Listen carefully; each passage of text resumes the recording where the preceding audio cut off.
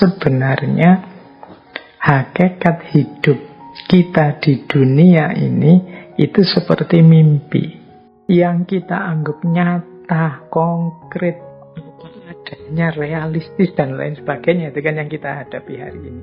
Itu persis seperti kalau kita mimpi. Kalau kita mimpi itu kan ya kita merasa persis seperti hidup hari ini.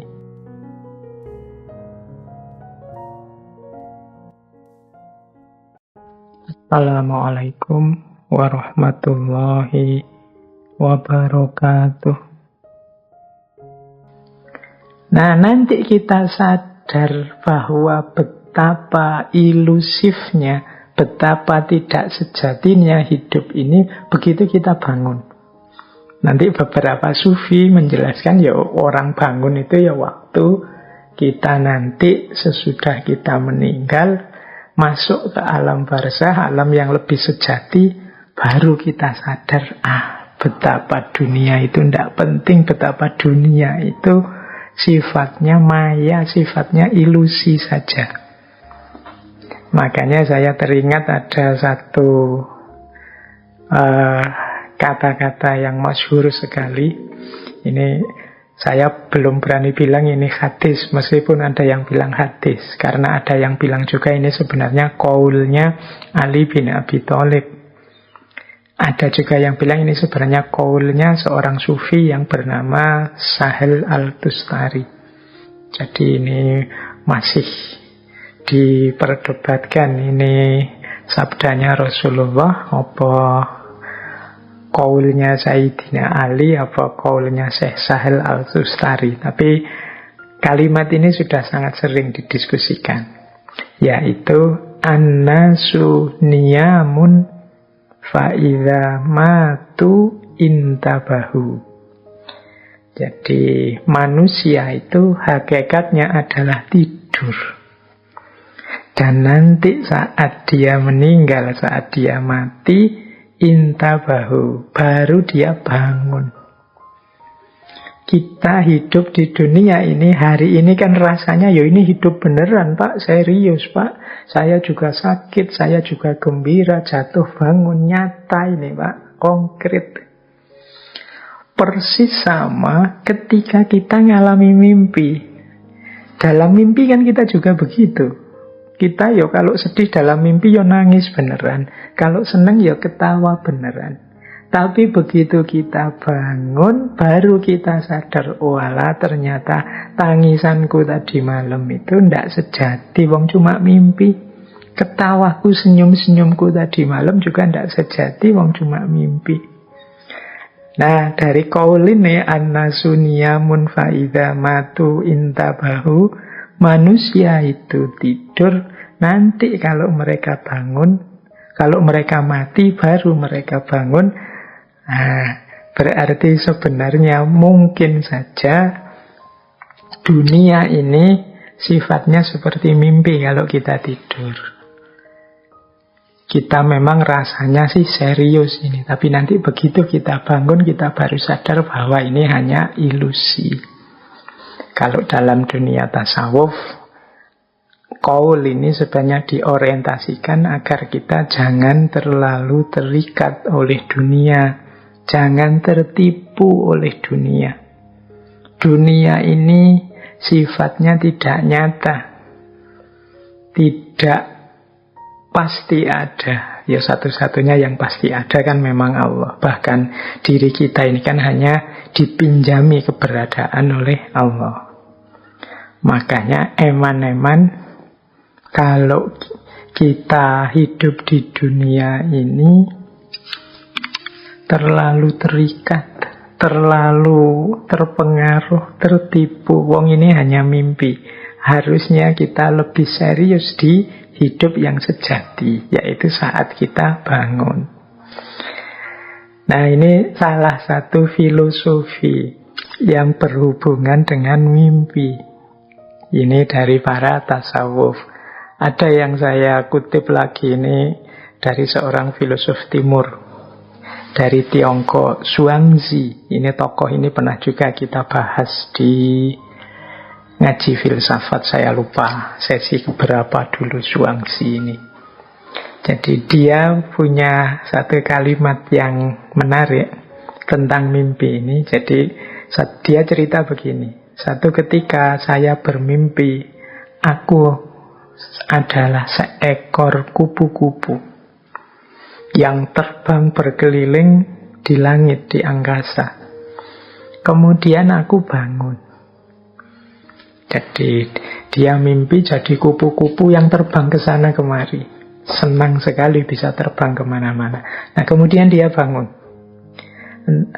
Nah saat bangun itu dia terus bertanya pada dirinya, sebenarnya aku ini manusia yang bangun ini sekarang, itu manusia yang bermimpi jadi kupu-kupu, ataukah aku ini sebenarnya kupu-kupu yang bermimpi jadi manusia? Tadi kan waktu mimpi jadi kupu-kupu kan tiba-tiba saja terus jadi kupu-kupu, kemudian terbang ke sana kemari. Dengan seolah-olah mimpinya ya kupu-kupu itu. Tapi kemudian bangun dengan kesadaran sebagai manusia. Nah, ini yang lebih mimpi yang mana? Nah, itu pertanyaannya. Logikanya sama dengan para sufi tadi. Hidup sekarang di dunia ini dengan hidup nanti, itu mana yang lebih sejati? Dua-duanya ketika kita mengalami, kita meresponnya sama seriusnya. Nah, maka di quotes-nya Zhuangzi itu dia bertanya, ini aku yang mimpi jadi kupu-kupu atau kupu-kupu yang mimpi jadi aku? Loh, meskipun aku mimpi jadi kupu-kupu atau kupu-kupu yang mimpi jadi aku, itu kan rasanya sama. Jadi begitu aku mimpi jadi kupu-kupu, akunya hilang kan, yang ada kupu-kupunya dalam mimpi. Aku merasa aku ini kupu-kupu. Sebaliknya juga begitu, kupu-kupu yang mimpi jadi aku, jadi manusia, itu kupu-kupunya hilang. Sekarang mimpi jadi manusia, dia merasa dirinya yang sejati manusia. Nah, makanya bagian tertentu dalam pemikiran filsafat tentang mimpi itu ada yang bilang mimpi itu hakikatnya hidup ini. Jadi hidup ini seperti mimpi. Karakternya kita memang merasa ini beneran, ini sejati, tapi apa ya? Jangan-jangan kita ini sedang tidur mimpi. Jangan-jangan saya ini sedang tidur memberi kajian, teman-teman sedang tidur mimpi mendengarkan kajian. An-nasu niyamun fa'idha matu intabahu. Manusia itu tertidur, baru nanti kalau mereka bangun, mereka mati, mereka terbangun, sadar di titik mana hidup yang sejati. Nah, ini boleh kapan-kapan kita perdalam lagi tentang karakter ilusifnya hidup ini. Beberapa tradisi timur itu banyak yang punya pandangan hidup ini tidak nyata, hidup ini isinya kekosongan-kekosongan saja, tidak ada yang sejati. Oke. Menarik kalau teman-teman tarik lagi. Tuh, kita mungkin masih ingat teman-teman, dulu kita pernah belajar tentang bapaknya filsafat modern, René Descartes. Beliau ini juga punya pandangan tertentu tentang filsafat mimpi. Kapan-kapan kita bahas. Tapi kalau René Descartes ini disebut bapaknya filsafat modern, sebenarnya filsafat modern itu berarti berhutang pada mimpi. Karena René Descartes ini bertekad untuk jadi filosof, bertekad untuk serius mencari ilmu dengan jargon yang populer sekali, aku berpikir maka aku ada, itu setelah mimpi. Jadi René Descartes itu, beliau ini sebenarnya kan memang dikenal sebagai orang pintar, memang cuma suka tidur. Jadi beliau ini kalau tidur awal malam, nanti bangunnya bisa jam 12 siang. Jadi sukanya memang beliau ini tidur. Nah, satu ketika di musim dingin, Ini saat ini René Descartes itu masih muda, sekitar tahun 1619 lah, tanggal 10 November. Ini René Descartes ini saat itu sedang jadi anggota pasukan sukarela Bavarian. Karena setelah beliau tinggal di Belanda, beliau tidak kerasan terus ikut pasukan sukarela. Meskipun tidak jelas sebenarnya, beliau juga merasa tidak ngerti kenapa ada perang. Ini perang melawan siapa, alasannya apa. Tujuannya nambah wawasan saja. Dari beliau jajal ikut sebagai anggota pasukan sukarela perang.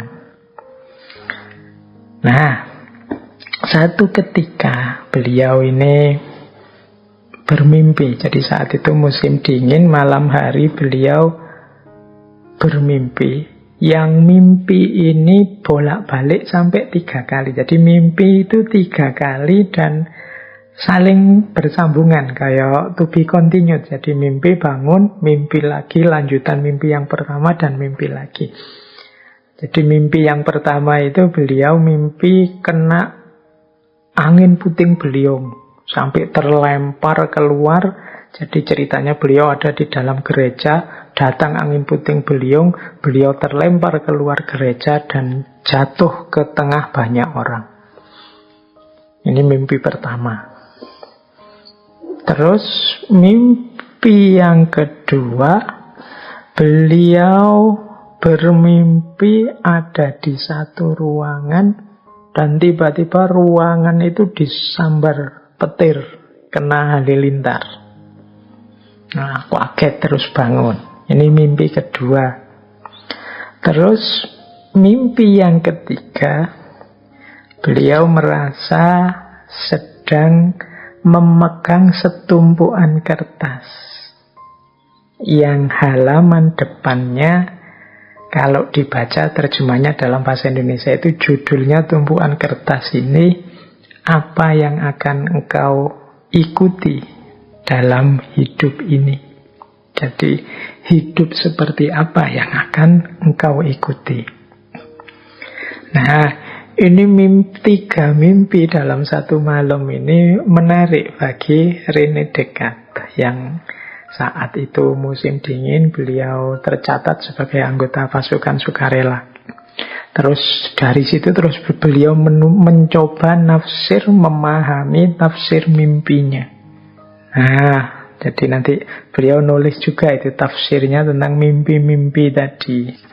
Mimpi diserang angin puting beliung sampai terlempar keluar tadi ke tengah orang-orang, itu ditafsirkan oleh René Descartes bahwa ada satu kekuatan yang akan melanda dirinya yang tidak mungkin dia menolak. Nah itu sampai dia terlempar keluar, itu berarti ini kekuatan yang sangat dahsyat. Yang kedua, mimpi disambar petir itu oleh René Descartes ditafsirkan, aku harus segera mengambil keputusan tentang jalan hidup yang harus aku jalani. Jangan sampai telat, karena kalau telat bisa terkena sambaran petir. Kemudian mimpinya yang ketiga, kok membawa kertas, ada tulisannya hidup macam apa yang akan engkau ikuti. Oleh René Descartes ditafsirkan, oh berarti tujuanku, targetku adalah ilmu pengetahuan, setelah ini filsafat. Nah, jadi 3 rangkaian mimpi itu oleh René Descartes ditafsirkan ada kekuatan luar biasa yang mengharuskan aku keluar dari ruangku saat ini dan aku harus segera mengambil keputusan, dan ternyata arah yang harus aku tuju adalah filsafat dan ilmu pengetahuan. Dari situlah nanti René Descartes mulai geser ke filsafat-filsafat, termasuk dengan satu istilah dari yang beliau yang masyhur sekali itu kan cogito ergo sum. Aku berpikir maka aku ada. Loh, ternyata lahirnya filsafat juga diawali dari mimpi. Baik. Wah, ini banyak, tidak apa-apa ya dongeng kesana kemari. Nanti dipuncai dengan mimpi yang dari aspek motivasional tadi. Kalau teman-teman membuka-buka kajian-kajian filsafat, itu nanti ada istilah oneirologi. Oneirologi itu cabang ilmu pengetahuan yang meneliti tentang mimpi. Jadi ternyata ada istilahnya. Oneirologi beda ya dengan tafsir mimpi. Kalau teman-teman mungkin kenalnya tafsir mimpi, seperti Nabi Yusuf yang dapat mukjizat bisa menafsirkan mimpi dengan tepat. Oneirologi ini membahas ontologinya mimpi. Jadi membahas tentang hakikatnya mimpi ya, seperti tadi misalnya, mimpi itu seperti hidup ini dan lain sebagainya. Mimpi itu karena kondisi mental yang begini dan lain sebagainya. Itu namanya oneirologi. Oneirologi itu dari kata oneiroi. Oneiroi itu dari bahasa Yunani yang artinya mimpi. Jadi oneiroi itu pasukan dewa-dewa yang ngurusi mimpi.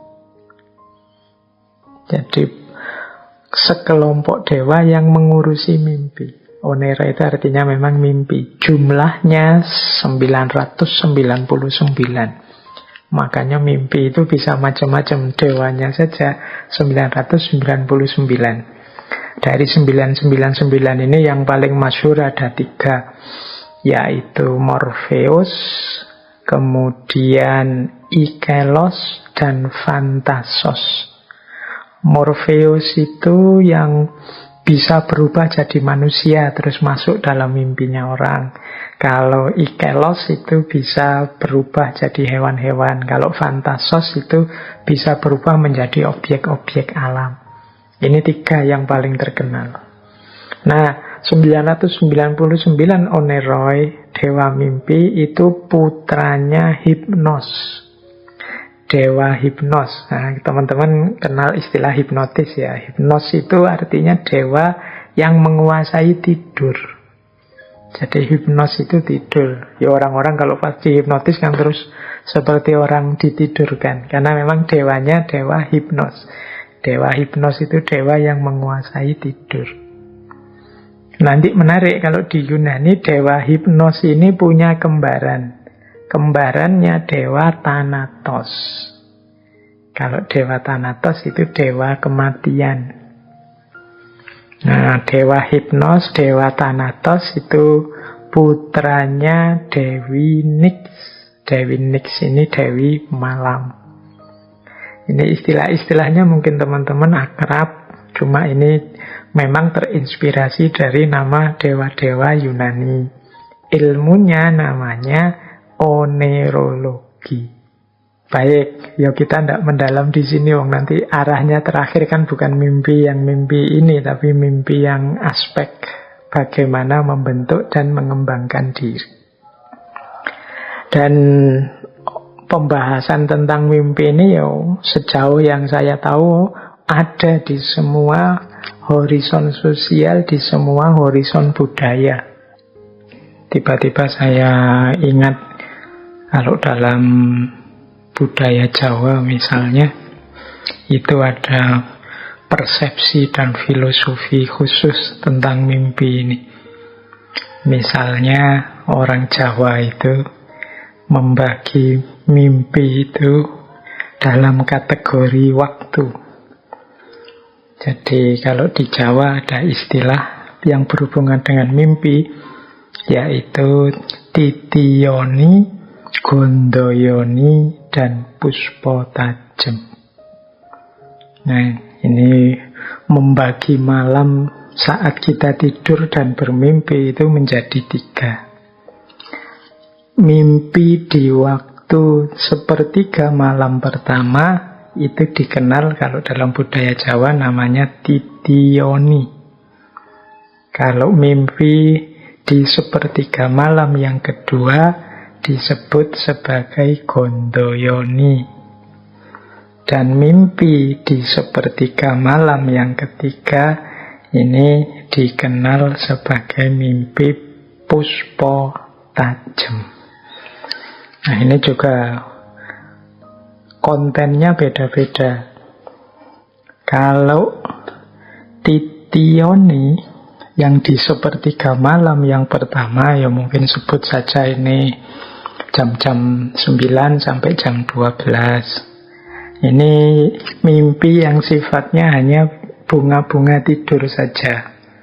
Mungkin sisa-sisa kesibukan pikiran kita sebelumnya. Ini namanya titioni. Mimpi di sepertiga malam yang pertama ini tidak harus terlalu dipikirkan, diambil hati. Wong ini kembangnya orang tidur saja. Nanti ada mimpi di sepertiga malam kedua, namanya gondoyoni. Kalau ini sifatnya lebih dalam. Jadi mungkin kalau pakai bahasa psikologi, ini mimpi yang isinya ekspresi emosi bawah sadar kita. Jadi mimpi ini mungkin menyimbolkan keinginan-keinginan kita yang terpendam, hasrat-hasrat kita yang tersembunyi. Itu biasanya di sepertiga malam yang kedua, jam 12 ke atas lah sampai jam-jam 3. Nah, nanti ada sepertiga malam yang terakhir. Jadi mungkin jam-jam 3 malam sampai menjelang subuh. Ini namanya puspa tajem. Nah, mimpi di sepertiga malam yang ketiga inilah yang bagi orang Jawa ini isinya petunjuk-petunjuk, isyarat-isyarat yang penuh makna. Jadi asal kita mampu membacanya, asal kita saat tidur juga dalam kondisi baik. Jadi tidur dalam kondisi baik itu ya misalnya kita tidur saat melakukan laku prihatin, puasa, kholwat, riyadhah, atau tidur diawali zikir dengan lahir batin kita bersih. Kemudian bukan tidur dalam rangka maksiat, dalam rangka iseng, dalam rangka dan lain sebagainya, tapi memang tidurnya itu tidurnya orang yang istirahat untuk melakukan ibadah laku prihatin yang lebih baik di setelah nanti bangun tidur. Jadi tidur kalau dalam agama yang jenisnya ibadah. Nah itu kalau ada mimpi di sepertiga malam yang terakhir namanya puspa tajem bagi orang Jawa. Dan ini isinya isyarat-isyarat, petunjuk-petunjuk. Baik, berarti kalau yang tidak dalam kondisi seperti itu, ya mungkin saja dapat isyarat, tapi bukan isyarat yang sifatnya positif. Kalau dalam hadis itu kan ada, misalnya teman-teman kalau masih ingat ada hadis riwayat Bukhari yang saya ingat itu, mungkin nanti bisa dicari di Sahih Bukhari. Rasulullah bersabda bahwa mimpi itu ada 3 macam. Yaitu mimpi karena bisikan hati, atau mimpi karena gangguan setan, jin, atau mimpi yang isinya kabar gembira, isyarat dari Allah. Baik, ini ilustrasi untuk menunjukkan bahwa ada banyak filosofi, ada banyak makna kalau kita ingin menggali mimpi dalam perspektif memahami hakikat hidup ini, khususnya hubungannya dengan kedirian manusia. Nah, yang kedua, ini kan tadi saya bagi 3 ya, memahami mimpi. Yang pertama tadi mimpi secara filosofis. Nah, sekarang coba kita gali mimpi dari aspek biologis. Mimpi dari aspek biologis, mimpi dari aspek psikologis. Ini banyak teori-teori tentang mimpi. Nah, dari aspek psikologis yang saya tahu juga, ini nanti teman-teman silahkan menggali, karena lagi-lagi saya bilang fokus kita tidak ke sini, nanti fokus kita ke bagaimana mimpi sebagai bagian dari keinginan cita-cita untuk membentuk diri kita. Tapi kita tambah materi-materi ini untuk nambah wawasan kan. Memang nawaitunya ngaji ini secara umum nambah wawasan. Ya kalau teman-teman yang tidak betah nunggu segera ke materi utamanya, ya nanti kalau sudah selesai kan bisa langsung dicucuk, diloncati, dipotong-potong, dicepatkan dan lain sebagainya. Teman-teman jauh lebih tahu tentang itu. Baik, jadi dari perspektif psikologi yang saya tahu itu ada 4 teori tentang mimpi. Yang pertama jelas, ini teori yang paling terkenal dari filosof psikolog Sigmund Freud yang dikenal sebagai Freud teori, teorinya Freud. Kemudian ada namanya activation synthesis theory. Kemudian ada namanya information processing theory. Kemudian ada neural housekeeping theory. 4 teori tentang mimpi. Kita belajar sebentar, barang 5 menit tentang 4 teori ini. Kalau teorinya Freud itu menganggap bahwa mimpi ini adalah cerminan dan desaan dari bawah sadar kita. Jadi kalau di Freud itu kan teman-teman mungkin masih ingat ya, membagi struktur kejiwaan manusia itu ada id, ada ego, dan ada super ego. Id ini yang sifatnya bawah sadar ini. Jadi apa sebenarnya itu keinginan kita, sebenarnya mungkin cita-cita, harapan kita tertentu, atau kegelisahan tertentu kita, atau pokoknya apa-apa yang di wilayah sadar kita singkirkan. Mungkin karena dianggap tidak pantas, mungkin kita karena menganggapnya kurang realistis, mungkin kita menganggapnya itu tidak sesuai dengan norma tatanan, mungkin kita menganggapnya nabrak aturan dan lain sebagainya. Akhirnya kita eliminasi. Misalnya kita ingin sesuatu, tidak pantas saya kok ingin begini misalnya. Terus kita represi, kita singkirkan dari wilayah sadar, terus masuk ke bawah sadar.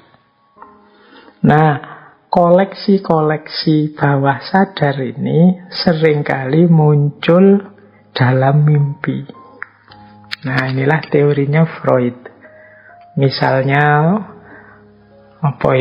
teman-teman, ini contoh paling gampang ya. Teman-teman misalnya naksir pacarnya temannya. Diam-diam kok seneng ya sama pacarnya temannya. Tapi kan terus kita tahu, itu kan pacarnya temenku. Nggak boleh, nggak pantas. Mosok aku terus ngerebut miliknya teman misalnya. Itu kan kita sendiri merasa itu sesuatu yang nggak patut, sesuatu yang nggak pantas, sesuatu yang nggak boleh. Akhirnya kita represi. Loh, koleksi represi yang kita tekan ke bawah sadar ini sangat mungkin nanti keluarnya di mimpi. Karena dalam kondisi sadar kita tidak berani mengeluarkannya. Nah, ini teorinya Freud. Mungkin mimpi kita, mungkin kita lagi pacaran dengan pacarnya teman kita itu, atau ketemu, atau apa saja yang menyangkut tentang dia. Nah, ini koleksi bawah sadar. Atau mungkin di masa kecil kita pernah mengalami apa yang kita kecewa luar biasa misalnya. Itu mungkin keluar lagi dalam mimpi. Karena dalam dunia nyata kita mati-matian melupakan, tidak ingin ngangkat. Dalam saat sadar kita tidak ingin memunculkan itu. Ya nanti munculnya dalam mimpi. Jadi mimpi ini kalau dalam teorinya Freud berarti menjadi cerminan, menjadi gambaran dari keinginan-keinginan kita yang terrepresi. Yang kalau di dunia nyata itu tidak berani kita tampilkan. Mungkin karena tidak boleh, atau tidak pantas, atau tidak etis, dan lain sebagainya. Jadi justru ini yang sering jadi masalah kalau dalam teori psikoanalisisnya Freud. Jadi orang jadi stres, orang jadi baper, orang jadi mudah marah karena jiwanya tidak stabil. Mengapa jiwanya tidak stabil? Ada banyak keinginan yang direpresi, ditekan, yang bisa saja pada saatnya meledak terus lahir beberapa gejala-gejala yang hari ini mungkin kita sebut sakit jiwa. Nah, ini teori pertama. Berarti mimpi itu adalah cerminan atau desaan dari bawah sadar yang kita represi. Makanya dalam teknik-teknik psikoanalisis itu kan selalu dicari teknik-teknik untuk menggali, membongkar, membersihkan isi-isi yang ada di bawah sadarnya seseorang. Biar tahu sebenarnya aslinya orang ini yang dia pikirkan apa, yang dia gelisahkan apa. Itu sebagian besar adanya di bawah sadar. Nah, yang kedua ada activation synthesis teori. Di teori yang kedua ini, mimpi itu semacam aktivitas-aktivitas otak kita yang bekerja menafsirkan sinyal-sinyal yang ada, mungkin memori-memori yang terkumpul di dalamnya, dan dimainkan secara random, secara acak, karena kita sedang tidak sadar. Jadi akal kita yang menangkap sinyal-sinyal melalui otak secara acak. Jadi ini yang membuat kadang-kadang kalau teman-teman mimpi itu kan ada banyak sekali hal yang tidak masuk akal. Meskipun saat mimpi kita menyikapinya biasa-biasa saja. Itu biasanya data A nyampur dengan data B, data C nyampur dengan data D. Ini kerja otak secara acak saat kita tidak sadar. Jadi ketika otak kita menafsirkan sinyal-sinyal informasi yang mungkin tersisa, mungkin ada dari saat ketika kita sadar. Makanya kadang-kadang misalnya teman-teman mimpi padahal sekarang sedang di Jogja, kok ya cepat sekali tiba-tiba sampai rumahnya orang tua kita di Jawa Timur atau di Sumatera atau di Sulawesi, kok sekarang bisa ngobrol sama orang-orang yang jauh di sana misalnya. Itu kan informasi yang tidak nyambung. Jadi tiba-tiba saja kita kembali ke masa SD dengan situasi kita sekarang, ketemu teman-teman lama seolah-olah balik SD lagi dan lain sebagainya. Ini karena informasi-informasi yang tersimpan dalam otak kita ini tampil secara acak. Jadi namanya activation synthesis. Jadi terjadi pertemuan-pertemuan data yang kadang tidak karu-karuan. Jadi mungkin karena kita kangen sekali dengan masa-masa kecil, dalam mimpi muncul situasi seperti masa kecil, sementara kitanya sudah cara berpikirnya seperti kita sekarang. Nah, jadi di teori kedua ini mimpi itu ya ketika otak kita bekerja saat kita tidak sadar. Sehingga dia kerjanya ya random, kerjanya acak, menampilkan memori-memori yang tersimpan. Nah, ada lagi yang ketiga, teori namanya information processing theory. Nah, information processing theory ini punya asumsi bahwa mimpi itu terjadi ketika orang sedang, kalau pakai bahasa Jawa mungkin kepikiran, atau kemarin kita pakai istilah overthinking. Jadi kita gelisah sekali memikirkan sesuatu. Kita menghabiskan banyak daya, banyak tenaga, banyak waktu mikir tentang sesuatu itu. Dan pada gilirannya sesuatu itu akan muncul dalam mimpi. Jadi mimpi berperan sebagai semacam problem solving. Di saat sadar kita buntu. Tapi dalam mimpi ini data-data yang kita kumpulkan, yang kita alami ini ketemu ya dengan caranya sendiri. Jadi di level kedua ini semacam katarsis. Katarsis ini ya semacam memproses informasi-informasi untuk bisa lepas dari problem yang dialami. Kalau menurut teori yang ketiga ini, orang lebih mudah mimpi ketika dia stres, ketika dia banyak masalah. Teman-teman boleh ya direnungi kira-kira saya itu kalau pas kepikiran macam-macam banyak masalah apa iya lebih sering mimpi dibandingkan kalau pas sedang puas, lega, tidak ada problem atau problem banyak yang terselesaikan. Nah, diasumsikan kalau pakai teori yang ketiga ini, orang itu biasanya kalau banyak mimpi itu kemungkinan ada banyak pikiran. Jadi ada banyak hal yang harus dia selesaikan. Nah, yang keempat ada neural housekeeping theory. Nah, kalau ini mimpi itu sifatnya untuk memelihara kewarasan, menjaga keseimbangan saraf-saraf otak. Jadi mimpi itu melepaskan ketegangan-ketegangan. Mimpi itu membersihkan file-file otak yang tidak penting. Mimpi itu memperkuat jaringan yang ada di saraf-saraf otak. Jadi ada fungsi pembersihan, ada fungsi penjagaan. Nah, itu mimpi. Jadi mimpi itu semacam menjaga keseimbangan yang ada di otak kita. Ini namanya neural housekeeping theory. Baik, ya ini untuk sekedar tahu saja teman-teman yang ingin mendalam boleh belajar psikologi. Tapi paling tidak inilah mimpi dalam perspektif psikologi.